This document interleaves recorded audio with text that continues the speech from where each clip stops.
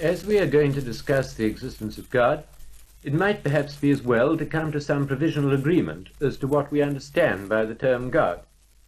I presume that we mean a supreme personal being, distinct from the world and creator of the world. Would you agree, provisionally at least, to accept this statement of the meaning of the term God? Yes, I accept this definition. Well, my position is the affirmative position, that such a being actually exists, and that his existence can be proved philosophically. Perhaps you would tell me if your position is that of agnosticism or of atheism. I mean, would you say that the non-existence of God can be proved? No, I should not say that. My position is agnostic. Would you agree with me that the problem of God is a problem of great importance? For example, would you agree that if God does not exist, human beings and human history can have no other purpose than the purpose they choose to give themselves, which in practice is likely to mean the purpose which those impose who have the power to impose it? Roughly speaking, yes, though I should have to place some limitation on your last clause. Well, would you agree that if there is no God, no absolute being, there can be no absolute values? I mean, would you agree that if there is no absolute good, that the relativity of values results? No, I think these questions are logically distinct.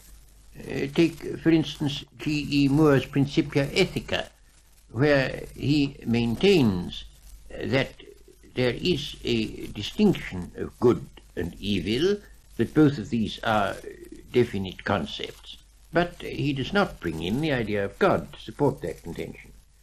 Well, suppose we leave the question of good till later, till we come to the moral argument, and that I give first the metaphysical argument. I'd like to put the main weight on the metaphysical argument based on Leibniz's argument from contingency, and then later we might discuss the moral argument.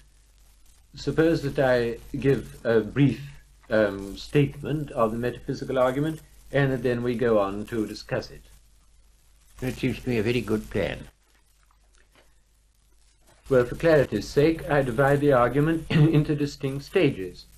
First of all, I should say, we know that there are at least some beings in the world which do not contain in themselves the reason for their existence. For example, I depend on my parents, and now on the air, on food, and so on.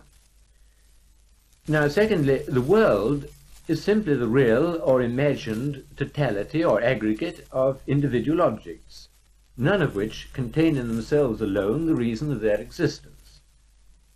There isn't any world distinct from the objects which form it, any more than the human race is something apart from the members.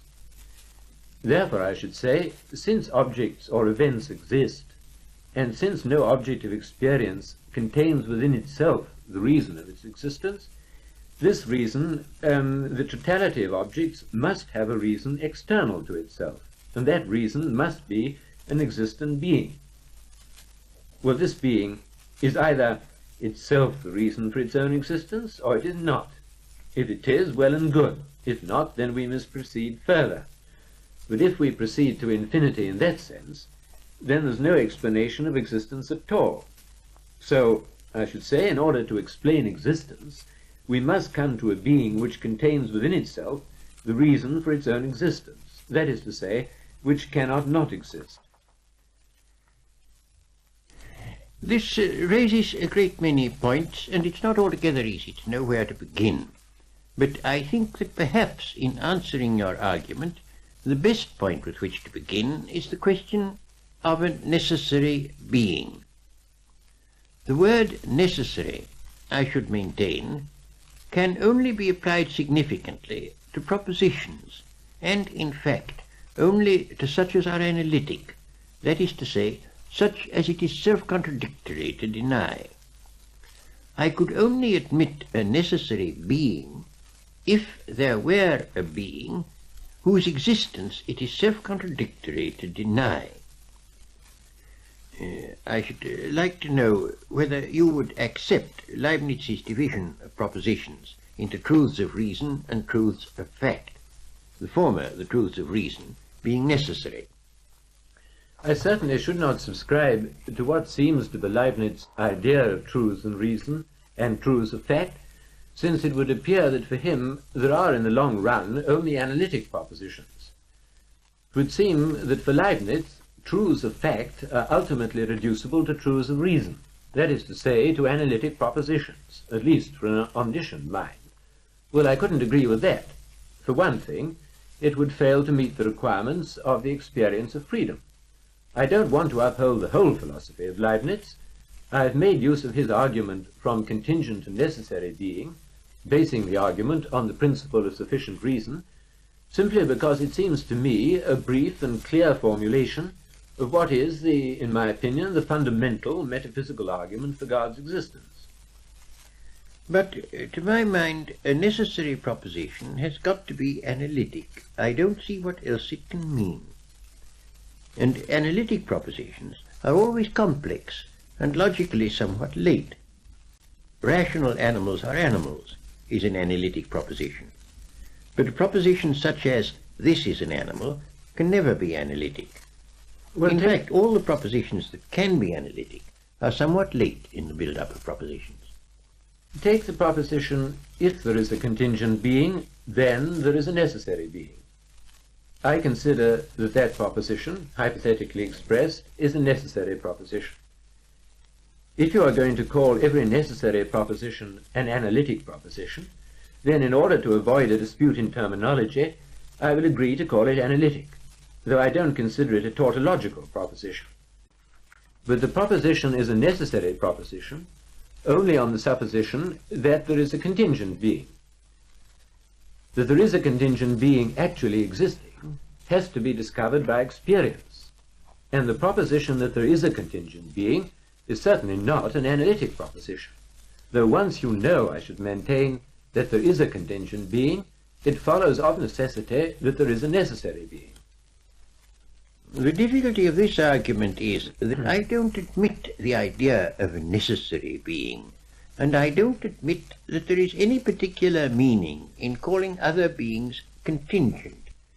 These phrases don't, for me, have a significance, except within a logic that I reject. Do you mean that you reject these terms because they won't fit in with what is called modern logic? Well, I can't find anything that they could mean. The word necessary, it seems to me, is a useless word, except as applied to analytic propositions, not to things. Well, in the first place, what do you mean by modern logic? As far as I know, there are somewhat differing systems. In the second place, not all modern logicians surely would admit the meaninglessness of metaphysics.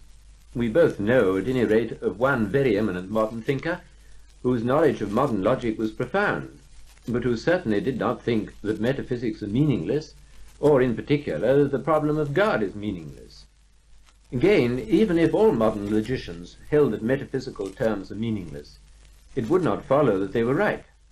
The proposition that metaphysical terms are meaningless seems to me to be a proposition based on an assumed philosophy. The dogmatic position behind it seems to be this: what will not go into my machine is non-existent, or it is meaningless, or it is the expression of emotion. I'm simply trying to point out that anybody who says that a particular system of modern logic is the sole criterion of meaning is saying something that is over-dogmatic. He's dogmatically insisting that a part of philosophy is the whole of philosophy. After all, a contingent being is a being which has not in itself the complete reason for its existence. That's what I mean by a contingent being. You know as well as I do that the existence of neither of us can be explained without reference to something or somebody outside us, our parents, for example. The necessary being, on the other hand, means a being that must and cannot not exist. You may say that there is no such being, but you will find it hard to convince me that you do not understand the terms I am using. If you do not understand them, then how can you be entitled to say that such a being does not exist, if that is what you do say? Well, there are points here that I don't propose to go into at length. I don't maintain the meaninglessness of metaphysics in general at all. I maintain the meaninglessness of certain particular terms, not on any general ground, but simply because I've not been able to see an interpretation of those particular terms. It's not a general dogma, it's a particular thing. But those points I will leave out for the moment, and I will say that what you have been saying brings us back, it seems to me, to the ontological argument that there is a being whose essence involves existence, so that his existence is analytic. That seems to me to be impossible.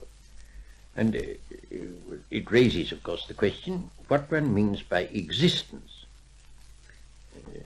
And as to this, I think a subject named can never be significantly said to exist, but only a subject described, and that existence, in fact, quite definitely, is not a predicate. Well, you say, I believe, that it is bad grammar, or rather bad syntax, to say, for example, T.S. Eliot exists. One ought to say, for example, the author of Murder in the Cathedral exists. Are you going to say that the proposition, the cause of the world exists, is without meaning? You may say that the world has no cause, but I fail to see how you can say that the proposition that the cause of the world exists is meaningless. Put it in the form of a question. Has the world a cause, or does a cause of the world exist? Most people surely would understand the question, even if they don't agree about the answer. Certainly, the question, does the cause of the world exist, is a question that has meaning. But if you say, yes, God is the cause of the world, we're using God as a proper name, then God exists will not be a statement that has meaning. That is the position that I'm maintaining. And therefore, it will follow that it cannot be an analytic proposition ever to say that this or that exists. Take, for example, suppose you take as your subject the existent round square. It would look like an analytic proposition that the existent round square exists, but it doesn't exist. No, it doesn't. Then surely you can't say it doesn't exist unless you have a conception of what existence is. As to the phrase, existent round square, I should say that it has no meaning at all. I quite agree. Then I should say the same thing in another context in reference to a necessary being. Well, we seem to have arrived at an impasse. To say that a necessary being is a being that must exist and cannot not exist has for me a definite meaning. For you it has no meaning. Well, we can press the point a little, I think. A being that must exist and cannot not exist would surely, according to you, be a being whose essence involves existence. Yes, a being the essence of which is to exist. But I should not be willing to argue the existence of God simply from the idea of his essence, because I don't think we have any clear intuition of God's essence as yet. I think we have to argue from the world of experience to God. Yes, I quite see the distinction, but at the same time, for a being with sufficient knowledge, it would be true to say, here is this being whose essence involves existence. Yes, certainly, if anybody saw God, he would see that God must exist. So that, I mean, there is a being whose essence involves existence, although we don't know that essence. We only know there is such a being.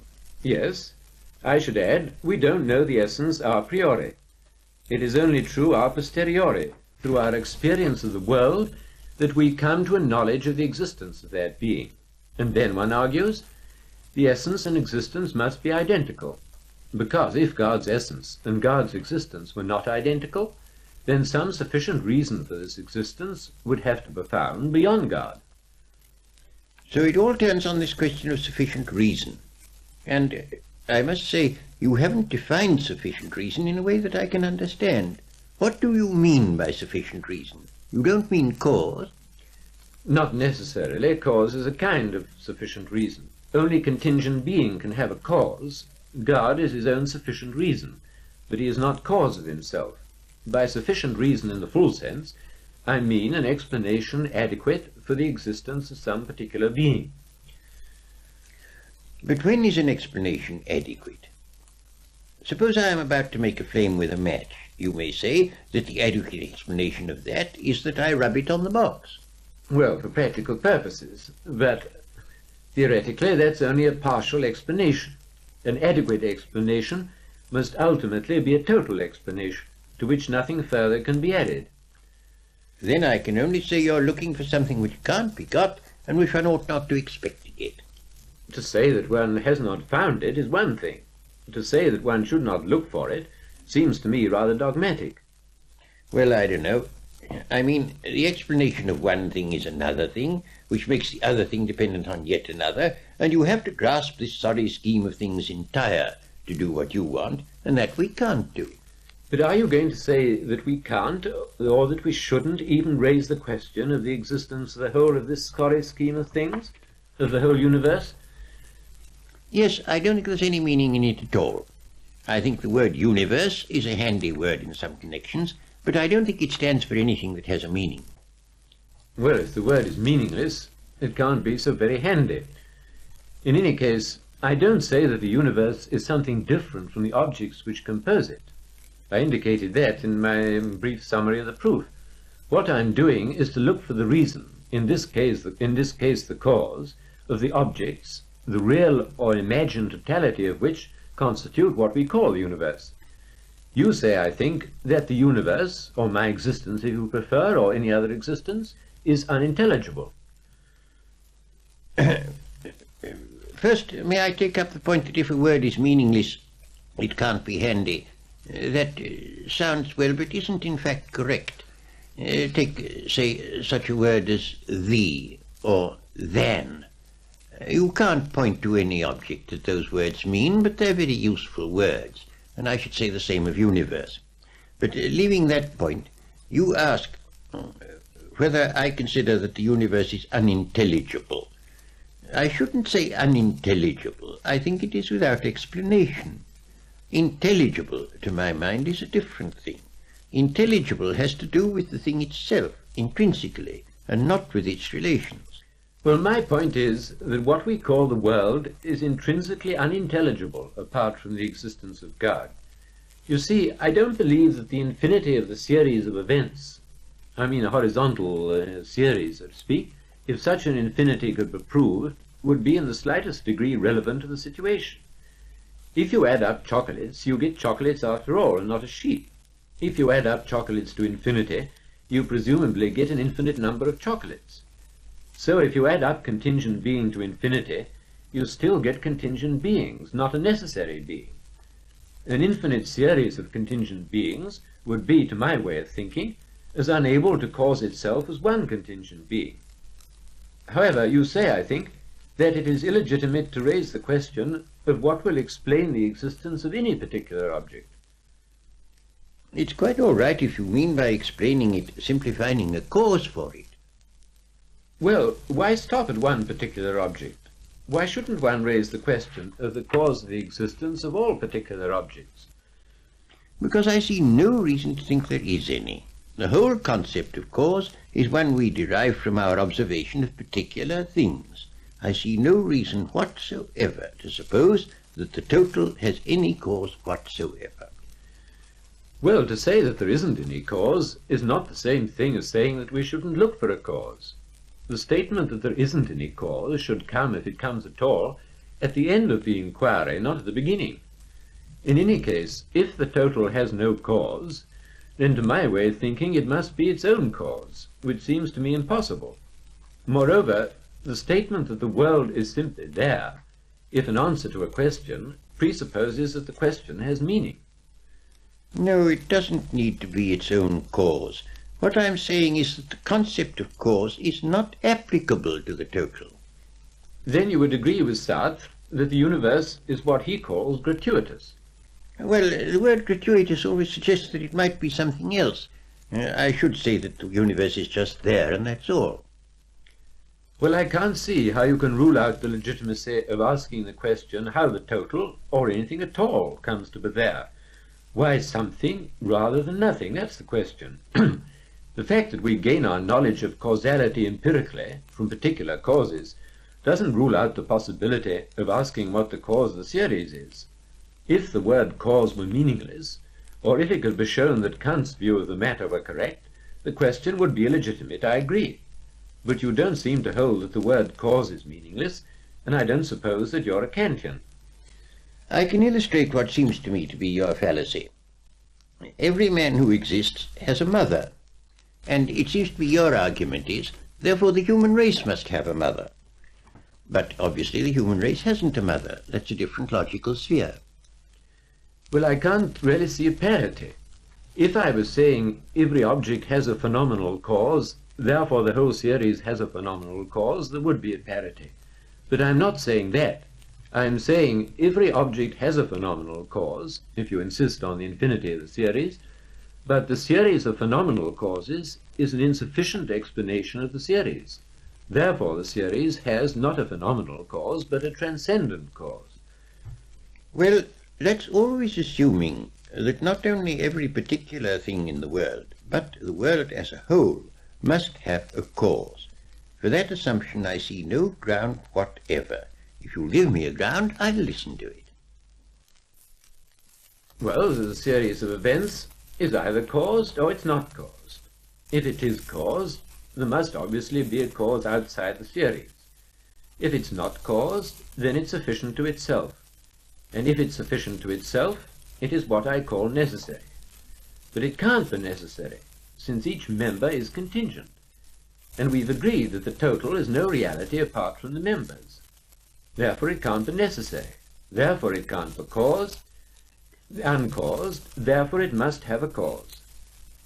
And I should like to observe in passing that the statement that the world is simply there and is inexplicable can't be got out of logical analysis. I don't want to seem arrogant, but it does seem to me that I can conceive things that you say the human mind can't conceive. As for things not having a cause, physicists assure us that individual quantum transitions in atoms have no cause. Well, I wonder now whether that isn't simply a temporary inference. It may be, but it does show that physicists' minds can conceive it. Yes, I agree. Some physicists are willing to allow for indetermination within a restricted field, but very many scientists are not so willing. I think that Professor Dingle of London University maintains that the Heisenberg uncertainty principle tells us something about the success, or the lack of it, of the present atomic theory in correlating observations, but not about nature in itself, and many physicists would accept this view. In any case, I don't see how physicists can fail to accept the theory in practice, even if they don't do so in theory. I cannot see how science could be conducted on any other assumption than that of order and intelligibility in nature. The physicist presupposes, at least tacitly, that there is some sense in investigating nature and looking for the causes of events, just as the detective presupposes that there is some sense in looking for the cause of a murder. The metaphysician assumes that there is sense in looking for the reason or cause of phenomena, and not being a Kantian, I consider that the metaphysician is as justified in his assumption as the physicist. When Sartre, for example, says the world is gratuitous, I think that he hasn't sufficiently considered what is implied by gratuitous. I think there seems to be a certain unwarrantable extension here. The physicist looks for causes. That does not necessarily imply that there are causes everywhere. A man may look for gold without assuming that there is gold everywhere. If he finds gold, well and good. If he doesn't, he's had bad luck. The same is true with the physicists look for causes. As for Sartre, I don't profess to know what he means, and I shouldn't like to be thought to interpret him. But for my part, I do think the notion of the world having an explanation is a mistake. I don't see why one should expect it to have. And I think that what you say about the scientist assumes is an overstatement.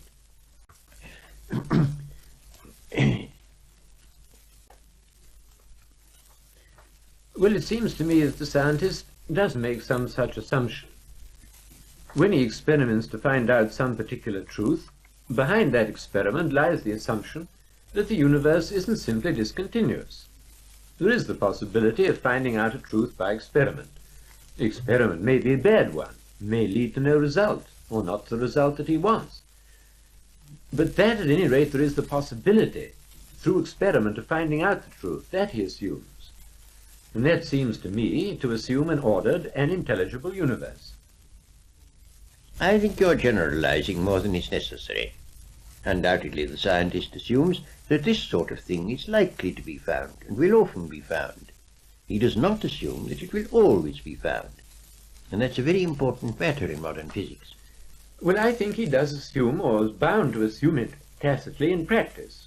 It may be that, to quote Professor Haldane, when I light the gas under the kettle, some of the water molecules will fly off as vapor, and there's no way of finding out which will do so.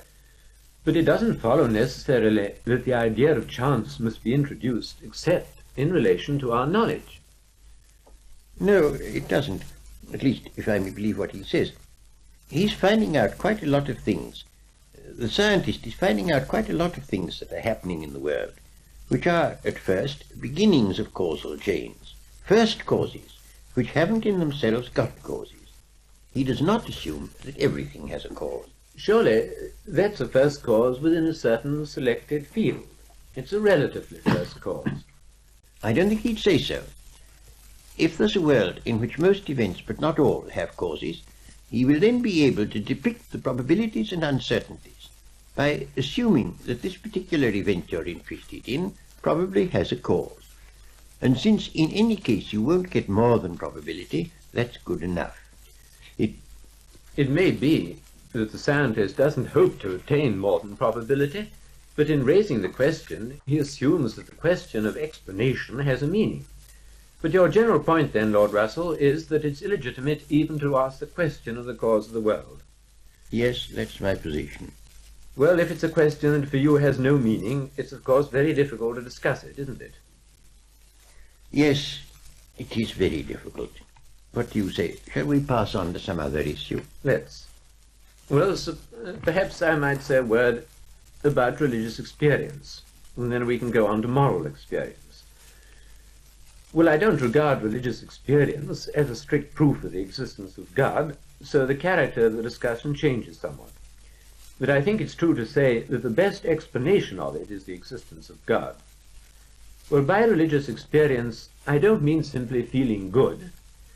I mean a loving but unclear awareness of some object which irresistibly seems to the experiencer as something transcending the self, something transcending all the normal objects of experience, something which cannot be pictured or conceptualized, but of the reality of which doubt is impossible, at least during the experience. I should claim that cannot be explained adequately and without residue simply subjectively. The actual basic experience, at any rate, is most easily explained on the hypothesis that there is actually some objective cause of that experience. I should reply to that line of argument that the whole argument from our own mental states to something outside us is a very tricky affair. Even where we all admit its validity, we only feel justified in doing so, I think, because of the consensus of mankind. If there's a crowd in a room, and there's a clock in the room, they can all see the clock. The fact that they can all see it tends to make them think that it's not a hallucination, whereas these religious experiences do tend to be very private. Yes, they do. I'm speaking strictly of mystical experience proper, and I certainly don't include, by the way, what are called visions. I mean simply the experience, and I quite admit it's indefinable, of the transcendent object, or of what seems to be a transcendent object. I remember Julian Huxley in some lecture saying that religious experience, or mystical experience, is as much a real experience as falling in love or appreciating poetry and art. Well, I believe that when we appreciate poetry and art, we appreciate definite poems or a definite work of art. If we fall in love, well, we fall in love with somebody and not with nobody. May I interrupt for a moment here? That is by no means always the case. Japanese novelists never consider that they have achieved a success unless large numbers of real people commit suicide for love of the imaginary heroine. Well, I must take your word for the strange goings-on in Japan. I haven't committed suicide, I'm glad to say, but I have been strongly influenced in the taking of two important steps in my life by two biographies, However, I must say I see little resemblance between the real influence of those books on me and the mystic experience proper, so far, that is, as an outsider can obtain an idea of that experience. Well, I mean, we wouldn't regard God as being on the same level as the characters of a work of fiction. And you admit there's a distinction here. I certainly should. But what I'd say is that the best explanation seems to be the not purely subjectivist explanation. Of course, a subjectivist explanation is possible in the case of certain people in whom there's little relation between the experience and the life, in the case of deluded people, hallucinated people, and so on. But when you get what one might call the pure type, say St. Francis of Assisi, when you get an experience that results in an overflow of dynamic and creative love, the best explanation of that, it seems to me, is the actual existence of an objective cause of the experience. Well, I'm not contending in a dogmatic way that there is not a God. What I'm contending is that we don't know that there is. I can only take what is recorded as I should take other records, and I do find that a very great many things are reported that I am sure you would not accept. Things about demons and devils and whatnot. And they're reported in exactly the same tone of voice and with exactly the same conviction.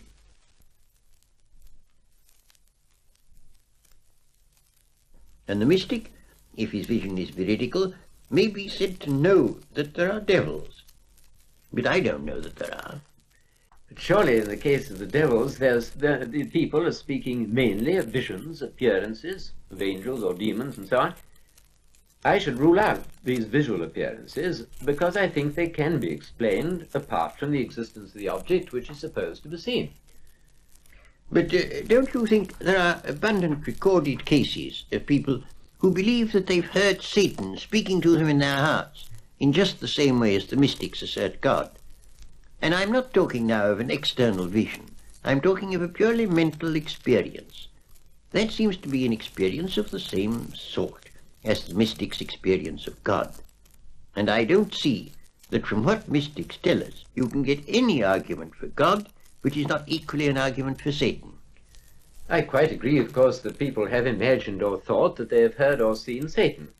I have no wish, in passing, to deny the existence of Satan. But I don't think that people have claimed to experience Satan in the precise way in which the mystics claim to have experienced God. Take the case of a non-Christian Plotinus. He admits the experience is something inexpressible, that the object is an object of love, and therefore not an object that causes horror and disgust. And the effect of that experience is, I should say, borne out, or I mean the validity of the experience is borne out in the records of the life of Plotinus. At any rate, it's more reasonable to suppose that he had that experience if we're willing to accept Porphyry's account of Plotinus' general kindness and benevolence. But the fact that a belief has a good moral effect upon a man is no evidence whatsoever in favor of its truth. If it could actually be proved that the belief was actually responsible for a good effect on a man's life, I should consider it a presumption in favor of some truth, at any rate in the positive part of the belief, not its entire validity. But in any case, I'm using the character of the life as evidence in favor of the mystic's veracity and his sanity, rather than as a proof of the truth of his beliefs. But even that I don't think is any evidence. I've had experiences myself that have altered my character profoundly, and I thought at the time, at any rate, that it was altered for the good. Those experiences were important, but they did not involve the existence of something outside me, and I don't think that if I thought they did, the fact that they had a wholesome effect would have been any evidence that I was right. No, but I think that the good effect would attest your veracity in describing your experience. And please remember that I'm not saying that a mystic's mediation or interpretation of his experience should be immune from discussion or criticism. Obviously, the character of a young man may be, and often is, immensely affected for good by reading about some great man in history. And it may happen that the great man is a myth who didn't exist, but the boy is just as much affected for good as if he did. There are, for instance, people in Plutarch's Lives, take Lycurgus as an example, who certainly did not exist, But you might be very much influenced by reading of Lycurgus under the impression that he had really existed. You would then be influenced by an object that you loved, but it wouldn't be an existing object. I agree with you, of course, that a man may be influenced by a character in fiction. Without going into the question what it is precisely that influences him, I should say real value, I think that the situations of that man and of the mystic are different. After all, the man who's influenced by Lycurgus hasn't got the irresistible impression that he's experienced in some way the ultimate reality. I don't think you've quite got my point about these historical characters, these unhistorical characters in history. I'm not assuming what you call an effect on the reason. I'm assuming that the young man reading about this person and believing him to be real loves him, which is quite easy to happen, and yet he's loving a phantom. In one sense, he's loving a phantom, that's perfectly true.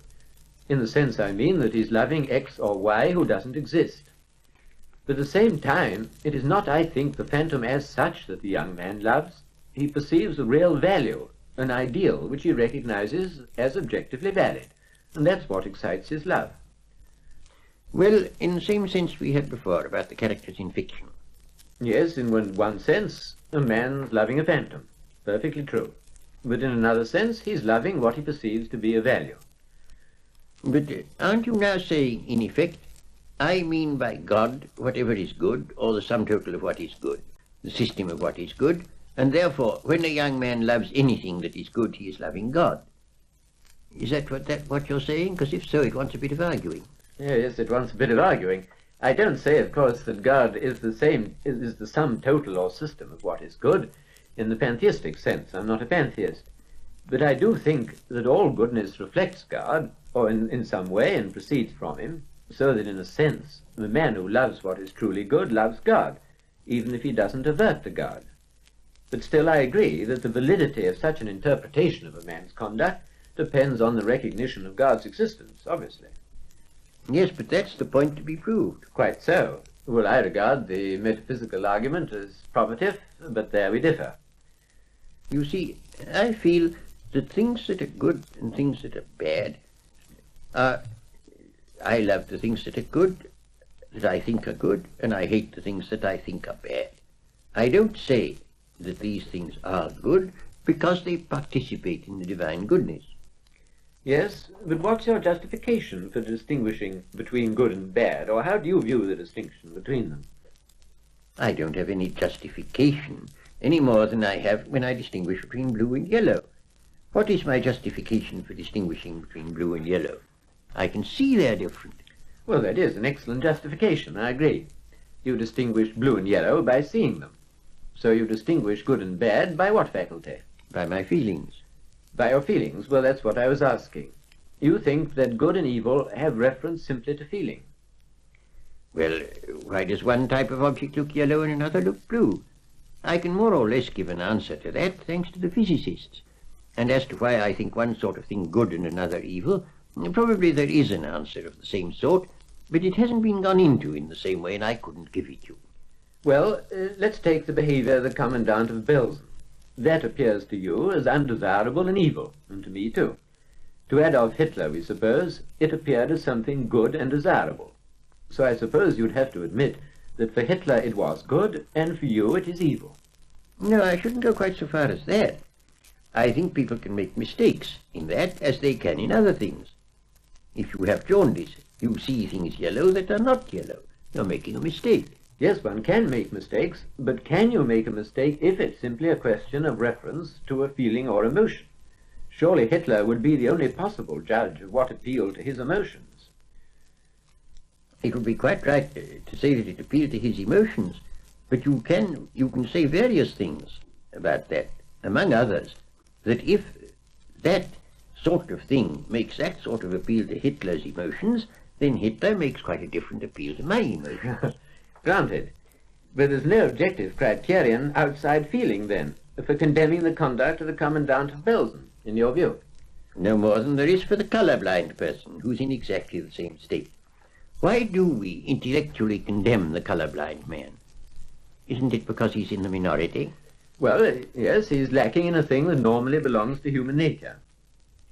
Yes, but if he was in the majority, we shouldn't say that.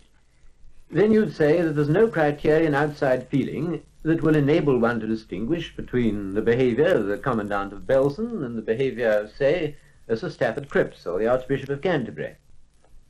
Well, feeling is, of course, just a little too simplified. You've got to take account of the effects of actions and your feelings towards those effects.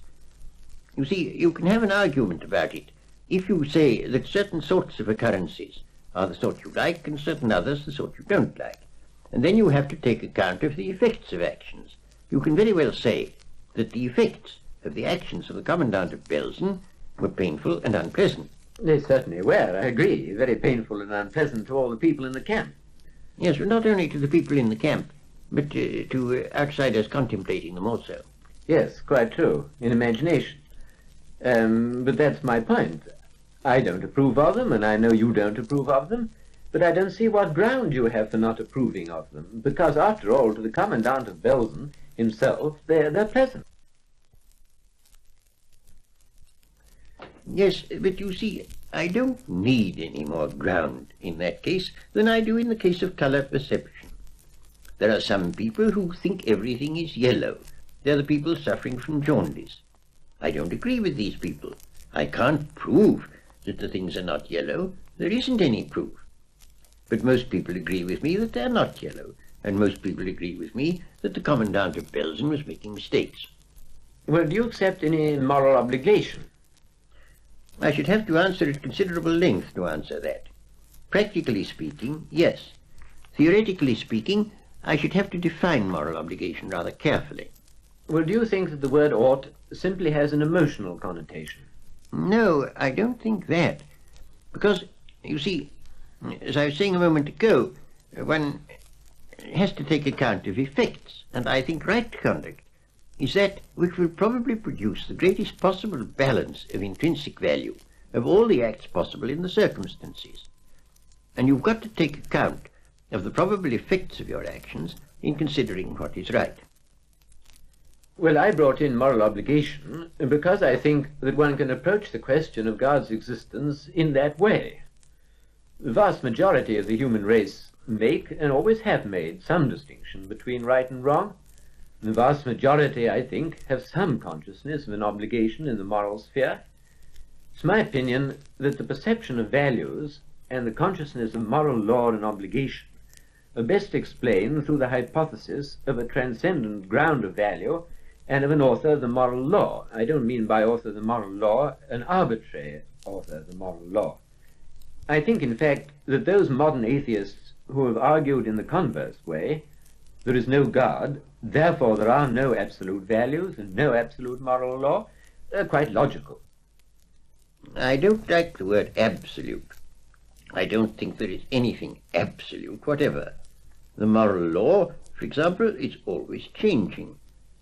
At one period in the development of the human race, almost everybody thought cannibalism was a duty. Well, I don't see the differences in particular moral judgments are any conclusive argument against the universality of the moral law. Let's assume for the moment that there are absolute moral values. Even on that hypothesis, it's only to be expected that different individuals and different groups should enjoy varying degrees of insight into those values. I'm inclined to think that ought, the feeling one has about ought, is an echo of what has been told one by one's parents or one's nurses. Well, I wonder if you can explain away that idea of the ought merely in terms of nurses and parents. I really don't see how it can be conveyed to anybody in other terms than itself. It seems to me that if there is a moral order bearing upon the human conscience, that moral order is unintelligible apart from the existence of God. Then you have to say one or other of two things. Either God only speaks to a very small percentage of mankind, which happens to include yourself, or he deliberately says things that are not true in talking to the consciences of savages. Well, you see, I'm not suggesting that God actually dictates moral precepts to the conscience. The human being's ideas of the content of the moral law depend, certainly, to a large extent, on education and environment. And a man has to use his reason when he's assessing the validity of the actual moral ideas of his social group. But the possibility of criticizing the accepted moral code presupposes that there is an objective standard, that there is an ideal moral order which imposes itself. I mean, the obligatory character of which can be recognized. I think that the recognition of this ideal moral order is part of the recognition of contingency. It implies the existence of a real foundation of God. But the lawgiver has always been, it seems to me, what one's parents or someone liked. There are plenty of terrestrial lawgivers to account for it, and that would explain why people's consciences are so amazingly different in different times and places.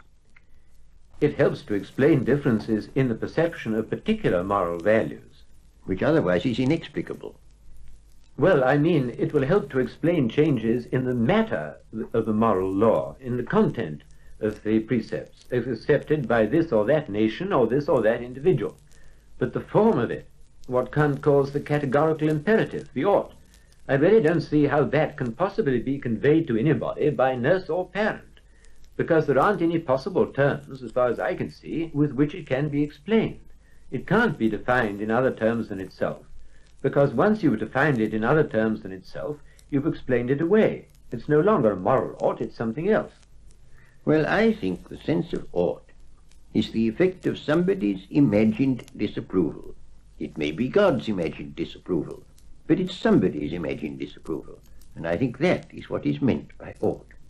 Seems to me to be external customs and taboos and things of that sort, which can most easily be explained simply through environment and education. But all that seems to me to belong to what I call the matter of the law, the content. The idea of the ought as such can never be conveyed to a man by the tribal chief or by anybody else, because there are no other terms in which it could be conveyed. Seems to me entirely. But I don't see any reason to say that. I mean, we all know about conditioned reflexes. We know that an animal, if punished habitually for a certain sort of act, after a time will refrain. I don't think the animal refrains from arguing within himself, "Master will be angry if I do this." He has a feeling that that's not the thing to do. That's what we can do with ourselves, and nothing more. I see no reason, of course, to suppose that an animal has a consciousness of moral obligation, and we certainly don't regard an animal as morally responsible for its acts of disobedience. But a man has a consciousness of obligation and of moral values. I see no reason to suppose that one could condition all men as one can condition an animal, and I don't suppose you'd really want to do so even if one could. If behaviorism were true, there would be no objective moral distinction between the Emperor Nero and St. Francis of Assisi. I can't help feeling, Lord Russell, you know, that you regard the conduct of the Commandant of Belsen as really morally reprehensible in itself, and that you yourself would never, under any circumstances, act in that way, even if you thought or had reason to think that possibly the balance of the happiness of the human race might be increased through some people being treated in that abominable manner. No, and I wouldn't imitate the conduct of a mad dog. The fact that I wouldn't do it doesn't really bear on this question we're discussing. No, but if you were making a utilitarian explanation of right and wrong in terms of consequences, it might be held, and I suppose some of the Nazis of the better type would have held, that although it's lamentable to have to act in this way, yet the balance in the long run leads to greater happiness. I don't think you'd say that, would you? I think you'd say that that sort of action is wrong, and in itself, quite apart from whether the general balance of happiness is increased or not. If you're prepared to say that, then I think you must have some criterion of right or wrong that is outside the criterion of feeling, at any rate. And to me, that admission would ultimately result in the admission of an ultimate ground of value, God. I think we're getting perhaps into a confusion. It's not direct feeling about the act by which I should judge, but rather feeling as to the effects. And I can't admit any circumstances in which certain kinds of behavior, such as those you've been discussing, would do good. I can't imagine circumstances in which they would have a beneficial effect. I think the persons who think they do are deceiving themselves. But if there were circumstances in which they would have a beneficial effect, then I might be obliged, however reluctantly, to say, well, I don't like these things, but I will acquiesce in them, just as I acquiesce in the criminal law, although I profoundly dislike punishment. Well, perhaps it's time I summed up my position. I've argued two things. First, that the existence of God can be philosophically proved by a metaphysical argument, and secondly, that it's only the existence of God which will make sense of man's moral experience and of religious experience. Personally, I think that your way of accounting for man's moral judgments leads inevitably to a contradiction between what your theory demands and your own spontaneous judgments. Moreover, your theory explains moral obligation away, and explaining away is not explanation. As regards the metaphysical argument, we are apparently in agreement that what we call the world consists simply of contingent beings, that is, of beings no one of which can account for its own existence. You say that the series of events needs no explanation. I say that if there were no necessary being, no being which must exist and cannot not exist, nothing would exist. The infinity of the series of contingent beings, even if proved, would be irrelevant. Something does exist, therefore there must be something which accounts for this fact, a being which is outside the series of contingent beings. If you'd admitted it, we could then have discussed whether that being is personal, good, and so on. On the actual point discussed, whether there is or is not a necessary being, I find myself, I think, in agreement with the great majority of classical philosophers. You maintain, I think, that existing beings are simply there, and that I have no justification for raising the question of the explanation of their existence. But I'd like to point out that this position cannot be substantiated by logical analysis. It expresses a philosophy which itself stands in need of proof. I think we've reached an impasse because our ideas of philosophy are radically different. It seems to me that what I call a part of philosophy, that you call the whole, insofar at least as philosophy is rational. It seems to me, if you'll pardon my saying so, that besides your own logical system, which you call modern in opposition to antiquated logic, a tendentious adjective, you maintain a philosophy which cannot be substantiated by logical analysis. After all, the problem of God's existence is an existential problem, whereas logical analysis does not deal directly with problems of existence. So it seems to me that to declare that the terms involved in one set of problems are meaningless because they are not required in dealing with another set of problems is to settle from the beginning the nature and extent of philosophy. And that is itself a philosophical act which stands in need of justification. Well, I should like to say just a few words by way of summary on my side. First, as to the metaphysical arguments, I don't admit the connotations of such a term as contingent, or the possibility of explanation in Father Coppelston's sense. I think the word contingent inevitably suggests the possibility of something that wouldn't have this, what you might call accidental character of just being there.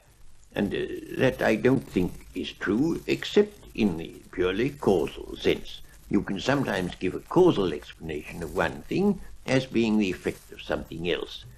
But that is merely referring one thing to another thing. And there's no, to my mind, explanation in Father Coppelston's sense of anything at all. Nor is there any meaning in calling things contingent, because there isn't anything else they could be. That's what I should say about that. But I should like to say a few words about Father Coppelston's accusation that I regard logic as all philosophy. That is by no means the case. I don't by any means regard logic as all philosophy. I think logic is an essential part of philosophy, and logic has to be used in philosophy. And in that I think he and I are at one. When the logic that he uses was new, namely in the time of Aristotle, there had to be a great deal of fuss made about it. Aristotle made a lot of fuss about that logic. Nowadays it's become old and respectable, and you don't have to make so much fuss about it. The logic that I believe in is comparatively new, and therefore I have to imitate Aristotle in making a fuss about it. But it's not that I think it's all philosophy by any means. I don't think so. I think it's an important part of philosophy. And when I say that I don't find a meaning for this or that word, that is a position of detail based upon what I found out about that particular word from thinking about it. It's not a general position that all words that are used in metaphysics are nonsense or anything like that, which I don't really hold.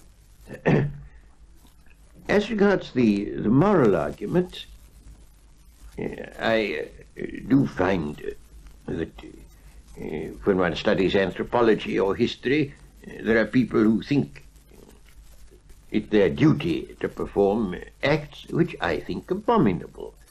And I can't therefore attribute a divine origin to certainly the matter of moral obligation, which Father Copleston doesn't ask me to.